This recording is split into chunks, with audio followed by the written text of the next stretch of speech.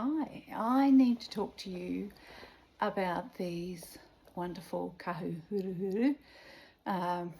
Lots of people call them Korowai, it's not correct, but anyway, I need to talk to you about the storage of these. I've been alarmed at seeing Korowai bags being sold online, and yeah, they appear to be made of plastic, and they are just not the right thing to be storing your korowai in.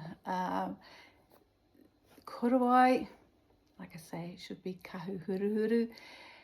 Feather cloaks are natural garments. They're made from natural substances. They are made from feathers, and they have a cotton lining inside. And if it's natural, it needs to be stored in natural something that will breathe. So either a cardboard box or a wooden box. Now, okay, garment bags look fancy, pretty, they are convenient because they hang up. But look, I've got a history in garment restoration. I studied this at university many years ago. Despite those years, the same principles apply.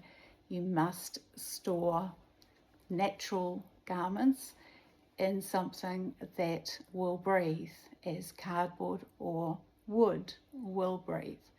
So you wrap up your cloak in the acid-free tissue paper that we send with it, and you lay it flat. Obviously these are machine stitched. The odd feather may fall out. Should only be the odd ones, don't worry about that. But it should be laid flat in the box in a dark cupboard if you want this to be something that you will hand down through the generations. And I'm sure many of you, that's exactly what you want to do. This is an investment and you want to hand it down, and that's a beautiful thing to be doing.